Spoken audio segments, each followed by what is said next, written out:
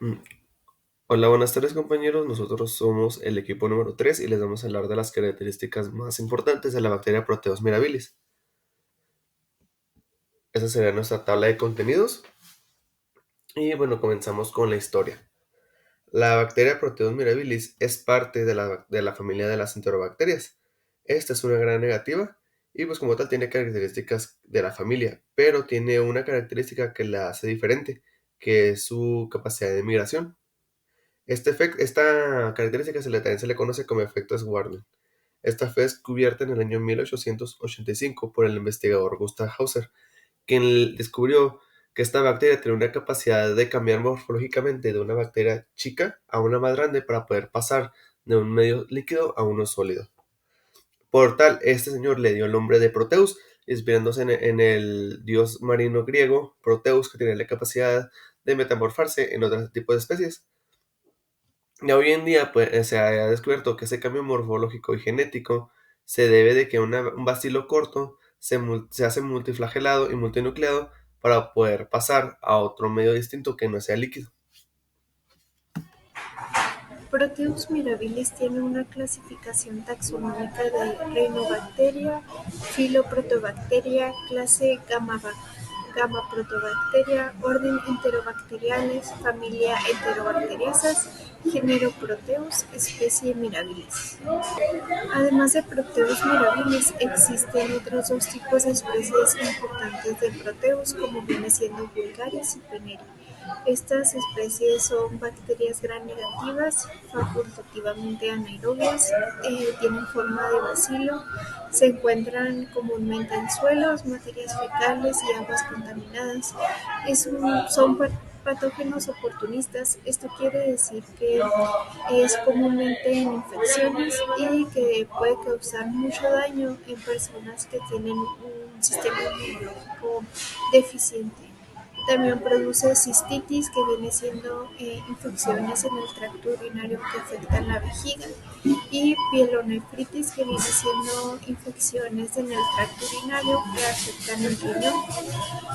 Sus medios de crecimiento viene siendo el agar-sangre, que presenta el típico crecimiento en forma de ondas. Esto se le llama efecto Swarming. Y en el maconque, que tiene colonias lactosa negativa y son planas con bordes irregulares. Aquí tenemos una tabla con las pruebas bioquímicas de estas tres especies. Eh, Unas de las más identificativas viene siendo la producción de indol, que es negativa para Mirabilis y positiva para Vulgaris, negativa para Peneri. Rojo de metilo, que es positivo para Mirabilis y Vulgaris y negativo para Peneri. También el Boves Pascauer, que es negativo en las tres, y también viene siendo la ortina descarboxilasa, que es positivo para Mirabilis y negativo para las otras dos especies. También la producción de urea, que viene siendo positivo para Mirabilis y Vulgaris y negativo para Poneri. Otra también muy diferencial viene siendo la sacarosa, que viene siendo para Mirabilis negativa, para Vulgaris positiva y negativa para Peneri. Para su morfología microscópica, Proteus mirabilis es un organismo dimórfico. Esto quiere decir que es una bacteria que consta de dos formas. En la primera es cuando se encuentra en un ambiente de cultivo líquido que exhibe pues, la forma nadadora móvil. Esta tiene un tamaño de 1.5 a 2 micras y presenta de 6 a 10 flagelos. En sí, la bacteria mide de 1 a 3 micras, pero en este tipo de ambiente se encuentra de 1.5 a 2 micras. Y en la segunda forma es cuando está colocada en una superficie sólida, que en esta va a presentar una célula tipo encambre, que esta célula tipo encambre más adelante se los menciono. En esta segunda morfología bueno, es una célula multinucleada alargada. Es mucho más grande pues que la forma nadadora. Su tamaño puede ser alrededor de 60 a 80 micras de largo y exhibe miles de flagelos. Exhibe muchísimos flagelos.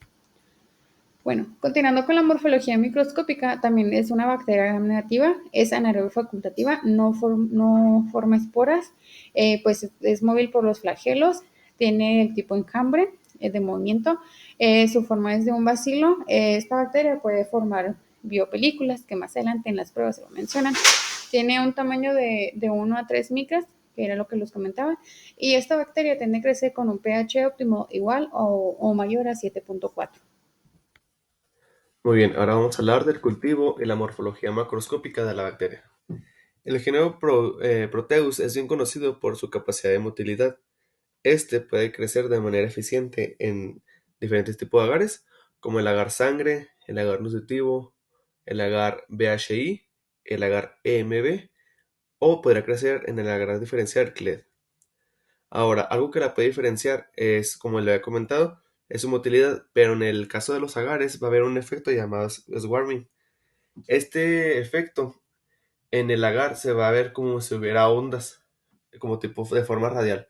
Un ejemplo es como cuando dejas caer una gota en agua tranquilas, se van a formar ondas que van a ser como la dispersión del movimiento que hizo esa gota.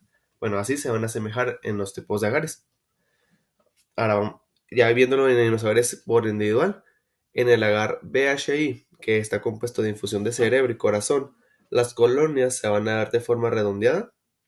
Esto también puede tener una forma ovalada y van a ser de forma convexa. El color que pueden presentar las colonias se pueden ver variables. Puede ser de un color blanco a un color amarillento y suelen ser de un aspecto como mocoso, como húmedo o como brillante. Esto dado por la presencia de la biopelícula. Y también puede presentarse el efecto de swarming. Después tenemos el agar sangre. En este agar las colonias se van a ver pequeñas, bueno, ligeramente medianas y convexas. Y también puede tener la presencia de la biopelícula por el apilamiento de las bacterias. Además, las colonias se van a ver de un color verdoso, dado que la bacteria tiene presencia de hemolicinas. Y los bordes pues se pueden ver también redondeados. Además, también puede haber presencia de swarming. En estos dos cultivos está la presencia de swarming porque hay una concentración mayor de agar. Ahora, en el agar McConkey, las colonias suelen ser de forma redondeada, aplanadas. El color puede variar desde un color blanco a un ligero rosado, porque esas pues, son lactosa negativas, no consumen lactosa. Si estas no fueran proteus y fermentaran lactosa, se verían de color más oscuro, un rosa más fuerte. Pero pues no es el caso. Después tenemos el agar EMB, que está compuesto por eosina y azul de metileno. En este tipo de agar las colonias se van a presentar de una forma más pequeña y van a tener un centro ligeramente oscuro. Esto dado porque la bacteria puede consumir la sacarosa como fuente de carbono. Y las colonias suelen ser de color incoloro o ligeramente rosadas porque son lactosa negativa. Otras bacterias que sean lactosa positiva serían de color rosa fuerte. Y por último tenemos el agar CLED. Este agar está compuesto por cistina, lactosa y es deficiente de electrolitos. Este es el tipo de agar más diferencial para las proteus. Las colonias suelen ser pequeñas, también se les puede llamar como colonias enanas, dado que como por su deficiencia de electrolitos minimiza el crecimiento de las proteus. El color de las colonias en el agar suelen ser de color azul o ligeramente verdosas, también porque son lactosa negativas. Las bacterias que son lactosa positivas en este agar se mostrarían de color amarillo. Las pruebas bioquímicas para Proteus mirabilis son prueba de índole negativa. En el medio mío es positivo para la ortinina descarboxilasa. En la prueba de ureasa es positivo. En la prueba de motilidad es altamente móvil, ya que es una bacteria con flagelos perítricos, lo cual es más fácil de poderse desplazar o moverse en el tracto urinario y provoca un efecto llamado swarming, en el cual los flagelos se mueven de manera coordinada y permite que la bacteria se mueva en masa, y provoca un efecto en la superficie en forma de onda. También tenemos la prueba de Voges-Pascauer negativa, rojo de metilo positivo, citrato negativo, es capaz de producir ácido sulfídrico, y en el medio TCI fermenta glucosa y fermenta sacarosa, es negativo para la lactosa. También es positivo para la fenilalanina deaminasa, que al ser una enzima catalizada provoca que libere amoníaco en el medio y este se vuelva con un pH más alto. Ahora presentándoles acerca de la estructura antígena. Esta es una enterobacteria y por lo cual posee pues la estructura antígena de una enterobacteria porque pues en sí no encontré una de estas. Bueno, consta con un flagelo, una cápsula antígeno K o bien llamada BI, perdón, el lipopolisacárido o su endotoxina, que es todo este segmentito de aquí. También tiene el antígeno común, una membrana externa, un espacio periplasmático que viene siendo este de aquí, el peptidoglicano, esta barrerita de aquí, una membrana interna, esta de aquí, el citoplasma, todo esto, y pues sus pilis adherentes. La estructura antígena está compuesta por el antígeno somático O, un antígeno flagelar H y una cápsula que viene siendo la K o BI. Entre sus grupos antígenos están definidos por el OX2, OX19 y OXQ. Como un dato extra, voy a comentar que el grupo O19 da reacciones cruzadas en pacientes con Rickettsia prowazekii. Esta es una enfermedad causada por los piojos. Entonces, es como que algún paciente va y le hacen alguna prueba, por ejemplo, de Rickettsia y le sale positiva, bueno, aglutina, siendo que pues a lo mejor no presenta alguna enfermedad. Miren, está Rickettsia aquí. El vector pues es el piojo. La vía de transmisión es por las heces de los piojos en un periodo de incubación de 7 a 14 días y tiene un cuadro clínico como cefalea, fiebre, exantema y milagias.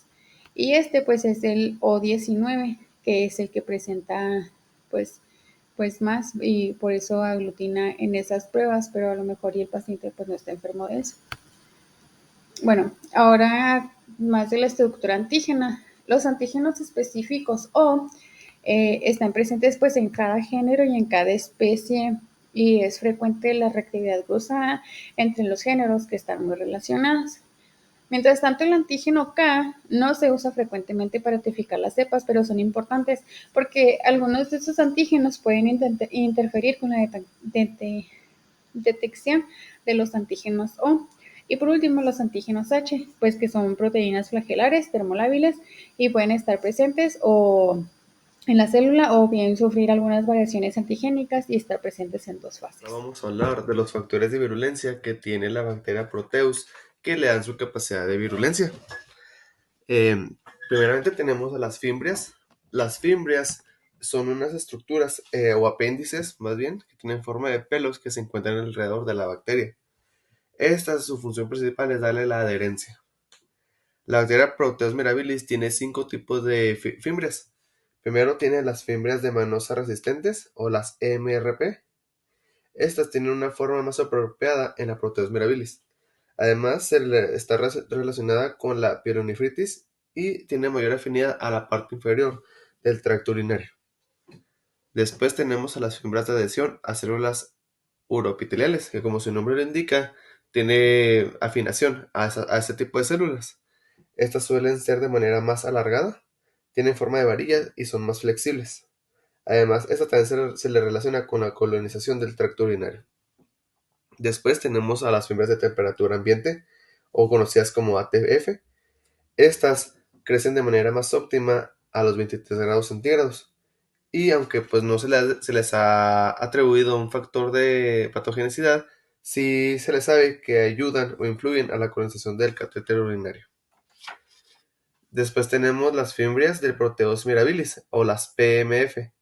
Estas tienen 5 genes funcionales y desempeñan un papel fundamental para la colonización en la vejiga. Sin embargo, no tiene una función para colonizar a los riñones.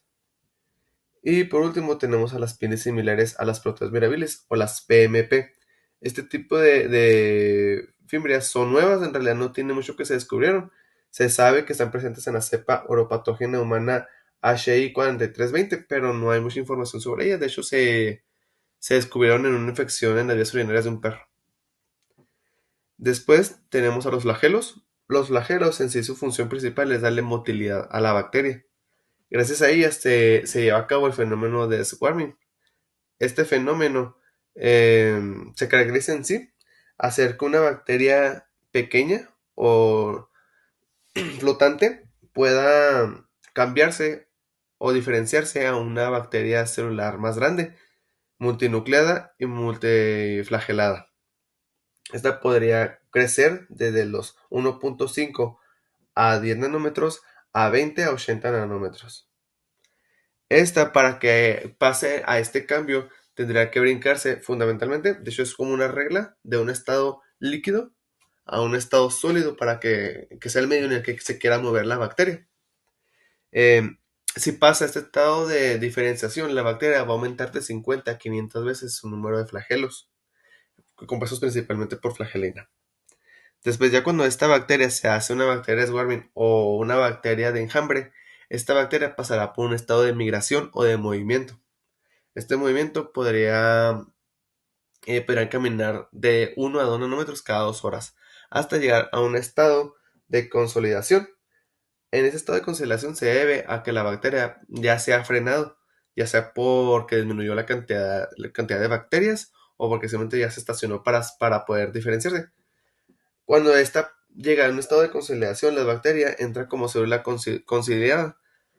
¿Qué es lo que pasa en ese estado? La bacteria hace un proceso nuevamente de diferenciación para poder pasar de una célula multiflagelada a nuevamente a una célula nadadora o simple y repetir el ciclo. De hecho, todo este proceso es un ciclo con la finalidad de que la célula pueda cada vez como descansar, por así decirle, y seguir moviéndose. ¿Para qué? Para que pueda ir mirando hasta el punto que quiera llegar. En este caso, los viajeros quieren llegar desde la uretra, que es un estado, como le había comentado, donde está más húmedo, más sólido, más líquido, a un estado más sólido, que son hasta los riñones. Después, otro factor que le da capacidad de virulencia es la presencia de la enzima ureasa. ¿Qué es lo que hace esta enzima? Pues principalmente va a provocar la hidrólisis de la urea en amoníaco y dióxido de carbono. Esto lo que va a hacer es que va a aumentar el pH de la orina para hacerla más alcalina, normalmente mayor a 7.2. Como es grande la cantidad de ureasa que tiene esta bacteria que produce, entonces va a haber una concentración, bueno, va a haber un pH muy, muy alto, lo que va a hacer que precipiten los iones de magnesio y de calcio. Estos iones de magnesio y calcio, ya que estén sueltos, van a reaccionar con el amonio y con el dióxido de carbono, que son los productos de la reacción de la urea con la urea, provocando en sí la formación de estrubita y apatita, que son cristales. Estos cristales en sí pues tienen la función de darle protección a la bacteria, pero como va a haber una cantidad muy grande, pues van a formar los cálculos renales, provocando en sí pues las obstrucciones en las vías urinarias. Después tenemos a la CPS, que ayuda a la formación de biopelículas y también es parte del proceso para la formación de los cálculos renales. Tenemos también a las proteasas, principalmente la proteasa de inmunoglobulina A. Lo que va a hacer esta es que va a romper una parte de la cadena pesada de la hemoglobina A. La hemoglobina A, lo que en sí es su función, es darle protección a la mucosa en caso de que haya un patógeno o algún componente externo que quiera dañarnos. Si esta proteasa la rompe, pues va a inactivar la inmunoglobulina A, permitiendo así que haya mayor adhesión de la bacteria en el tejido epitelial. Y pues también es reconocida por su capacidad de invasión, que será su último punto de virulencia, pues en sí la bacteria tiene capacidad de penetrar e internalizarse en la célula huésped.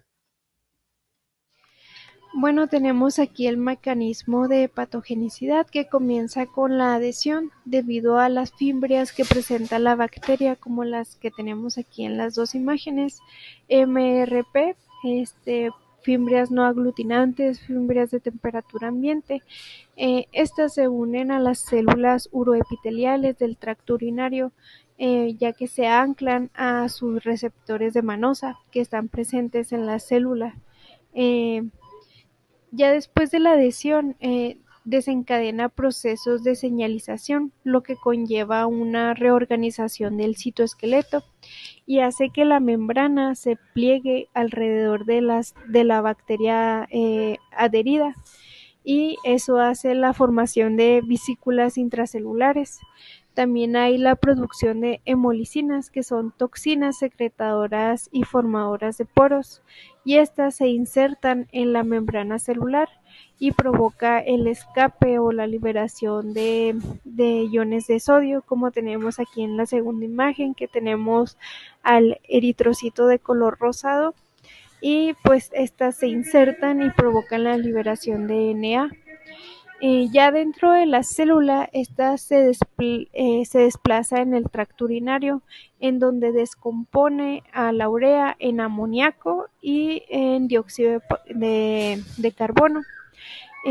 Y eso provoca el incremento del pH y la formación de cristales de fosfato de amoníaco y cálculos renales, y también la alcalinización del medio, que favorece la invasión de bacterias, no solamente de estas, sino Bueno, y ahora hablando sobre la respuesta inmune, primero pues tenemos los riñones, ¿no? Que estos sabemos que son los encargados de filtrar y también producen nefrones, que estos nefrones producen más bien este unas células compuestas por nefrones y un túbulo doble en forma de horquilla, que más adelante lo vemos. Bueno, también la vejiga, y en la red de los nefrones pues participan células como los macrófagos, dendríticas, y por otra parte en la zona de la vejiga pues está las células, bueno, no los TLR4 y los TLR5, que son receptores. Está el epitelio superficial, el epitelio medio, el epitelio basal y la membrana basal. Casi la mayoría de las células se encuentran debajo de la bacteria basal, y esta barrera es como la primera línea de defensa ante las bacterias para defenderse, vaya. Cabe mencionar que los macrófagos Li66 son un tipo de factor patogénico establecido durante la inflamación hepática. Estos pues participan en todo este proceso de la respuesta inmune de proteos hacia la zona de infección. Bueno, esto de aquí lo vamos a profundizar más, en donde estamos aquí nuevamente. Bueno, primero la bacteria es reconocida al TLR4. Bueno, el TLR4 reconoce a la bacteria. Entonces, entra. Y una vez dentro, lo encapsulan las vesículas del RA-B27B. Una vez que pasa esto, la bacteria pues lo reconoce, y esto produce que los niveles de AMP cíclico aumenten. Una vez que estos aumentan, produce una exostosis, en donde la bacteria va a ser expulsada y va a ser de nuevo llevada pues a la zona de la vejiga. Bueno, una vez que la lleva aquí a la zona de la vejiga, pues sale nuevamente, ¿no? Y pues con su paso destruye a las vesículas. Pero, como en el caso B, cuando la célula intracelular escapa a la primera ola de expulsión, porque son varias olas de expulsión de parte de la vesícula para que la bacteria pues desaloje el epitelio superficial. Entonces, cuando las bacterias escapan a la primera ola, pues rompen la vacuola, ¿no? Evidentemente.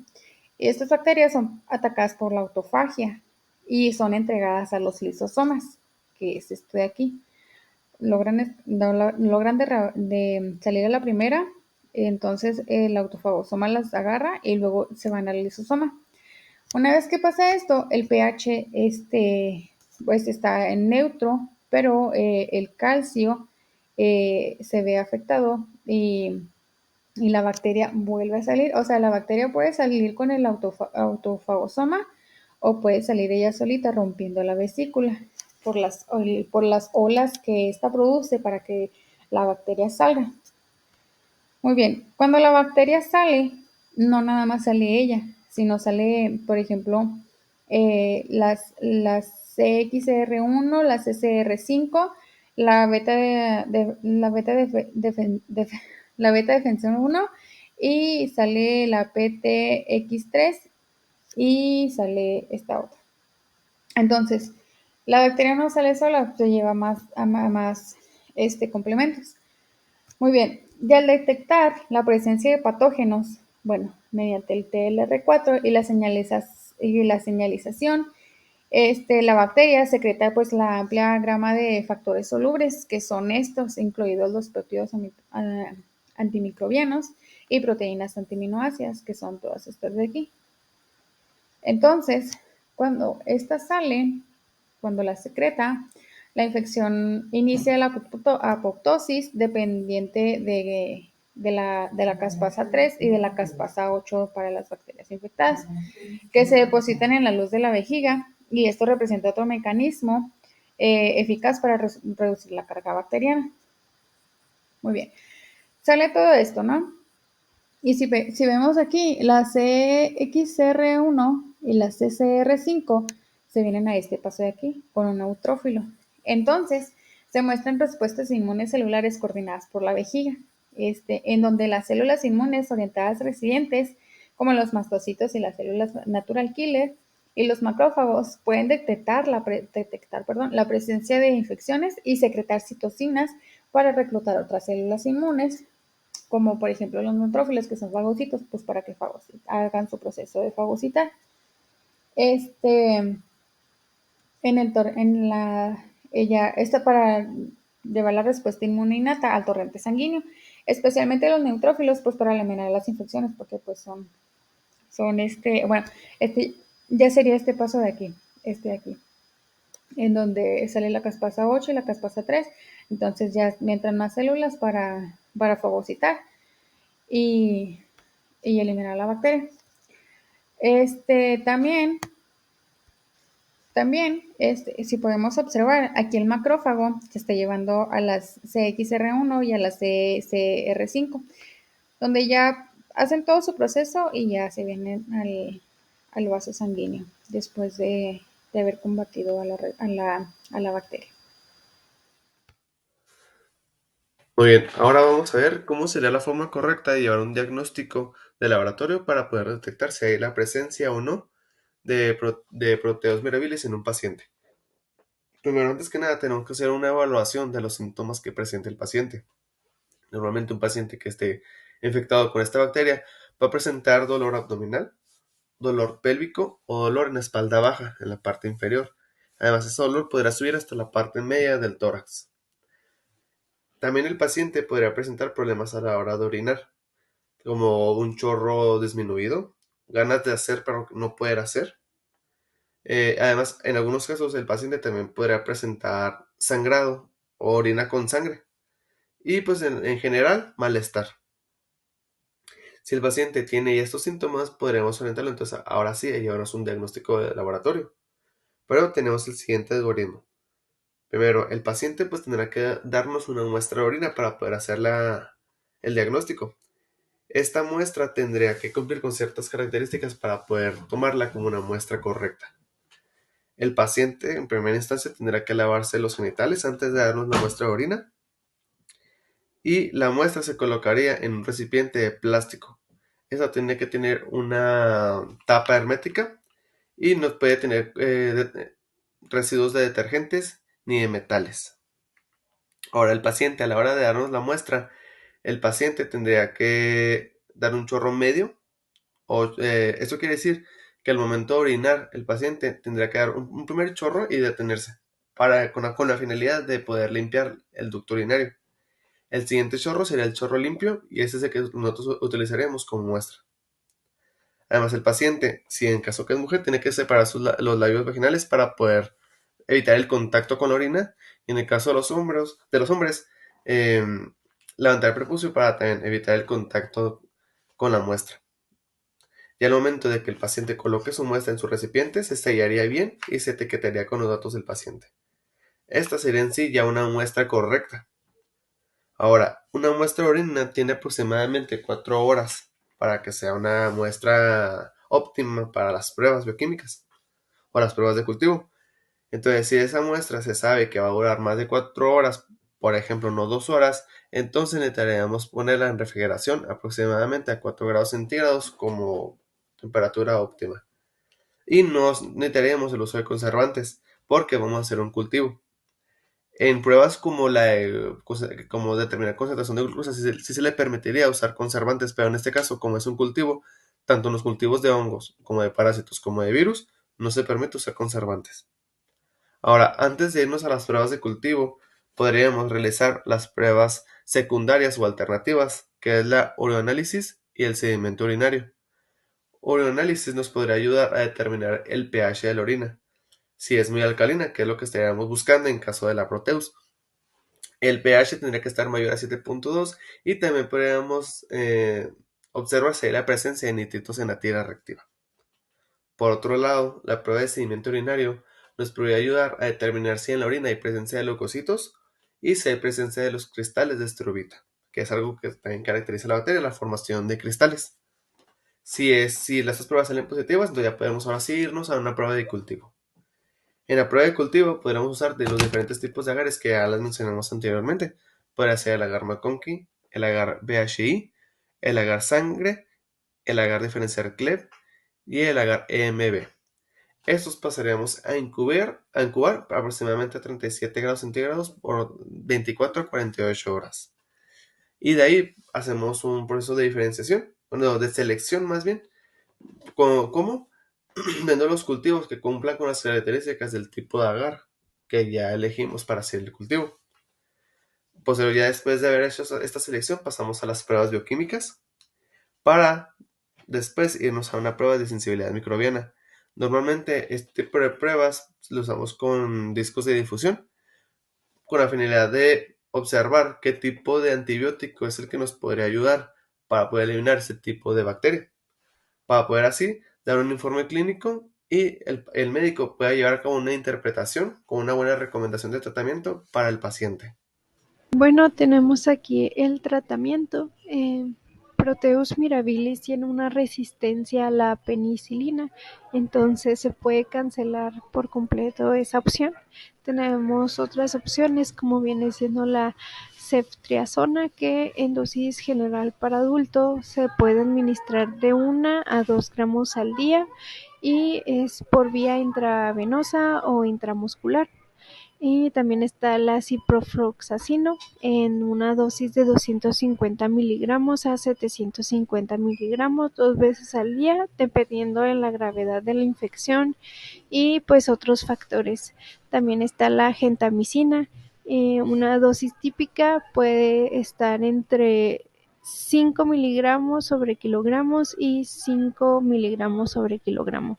Y esta se administra en dosis divididas en cada 8 horas y también se recomienda ingerir abundante agua, evitar bebidas irritantes para el estómago, también una ropa interior de algodón, eh, ya que también se debe tener una higiene adecuada en la zona perianal después de la defecación y también que cuente con los riesgos asociados a las relaciones sexuales como vía de importante de transmisión.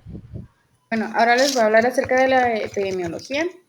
Pues sabemos que las bacterias que estamos viendo son bacterias que causan infecciones en el tracto urinario. Proteus mirabilis pues causan la mayor parte, bueno, no la mayor parte, pero sí causa infecciones pues en el ser humano. Son microorganismos que forman parte de la flora fecal y están presentes tanto en el suelo como en el agua. Pueden causar bacteremias e infecciones profundas, especialmente también en el oído, senos mastoideos, cavidad peritoneal, el tracto urinario de pacientes con infecciones crónicas o en cálculos renales o vesiculares. Cabe mencionar que Proteus mirabilis no es una bacteria que cause pues, el 100% de las infecciones en las vías urinarias. Esta causa alrededor del 15 al 20%. La que más causa pues, es E. coli, más adelante lo menciono. Bueno, de infecciones en las vías urinarias tenemos 3. Primero les voy a comentar acerca de la cistitis. La cistitis es una infección muy aguda y es muy común. Se presenta principalmente pues, en mujeres y no necesitan tener alguna otra enfermedad base o anomalías funcionales o estructurales en el tracto urinario para que pues, nos dé una infección. Pues es muy fácil que nos dé una cistitis, la verdad. Y la mayoría de los casos de infecciones en el tracto urinario, la cistitis no cuenta como una infección complicada. Y lo que les comentaba anteriormente es que E. coli causa del 80 al 85% de episodios de cistitis no aguda. Y Proteus mirabilis y una especie como Klebsiella son responsables de la gran mayoría de los episodios restantes. Bueno, ahora en la semana 6 de infecciones de vías urinarias tenemos un total de 1872. Comparado al año pasado, pues tenemos 8354. Pero como es una infección muy común, pues la verdad es que es muy probable que esta cifra aumente demasiado. Bueno, ahora tenemos la segunda infección, que es la pielonefritis. Esta, el Sistema Nacional de Vigilancia de Epidemiología en el 2010 reportó que estas infecciones del tracto urinario ocuparon el tercer sitio dentro de las principales causas de mortalidad. O sea, esta ya es una enfermedad un poco más mortal que nos puede dañar más. En los adultos, durante el embarazo, puede causar algunas complicaciones perinatales serias y es la tercera causa de que hay una sepsis neonatal.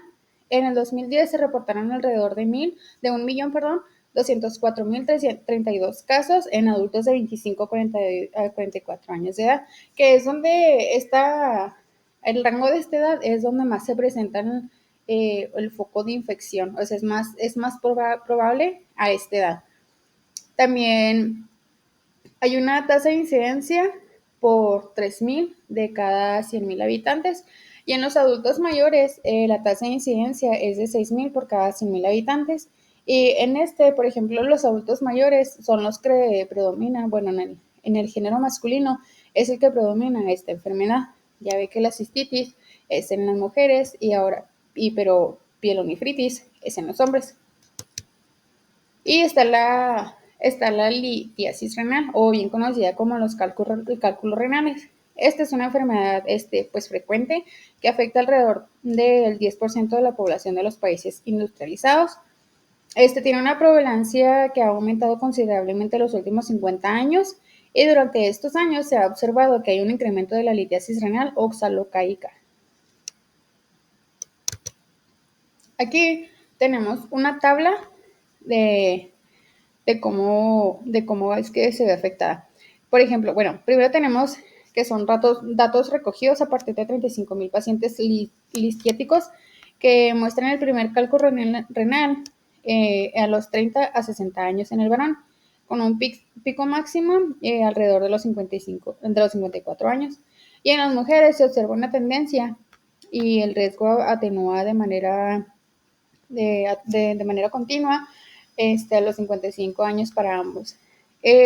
Para los hombres es esta línea negra más marcada, en donde si vemos el primer pico se formó estos son los años, es como en el 2011, un pico entre los 34 a 35 años de edad, y en mujeres como en el 2014 también en un rango de 34 a 35 años de edad.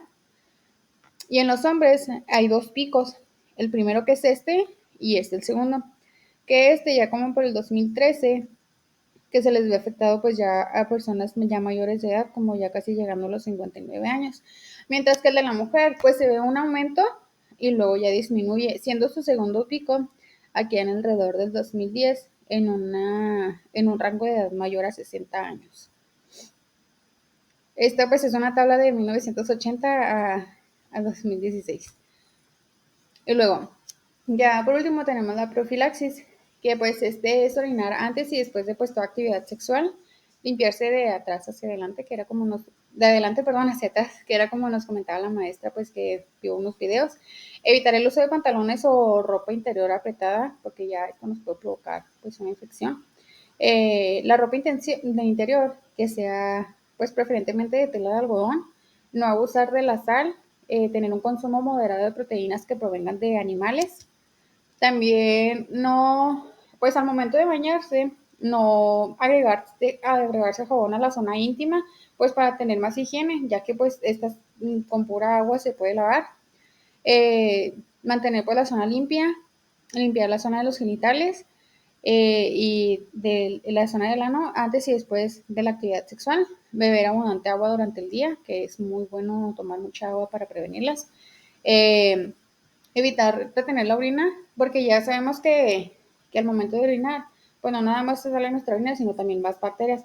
Entonces, si nosotros aguantamos mucho las ganas de orinar, pues esto va a favorecer a las bacterias a que crezcan porque pues no las estamos reteniendo y pues pueden aumentar ahí la cantidad de bacterias. Evitar el uso de alcohol y de tabaco y tomar alimentos diuréticos. Por nuestra parte, esto y muchas gracias.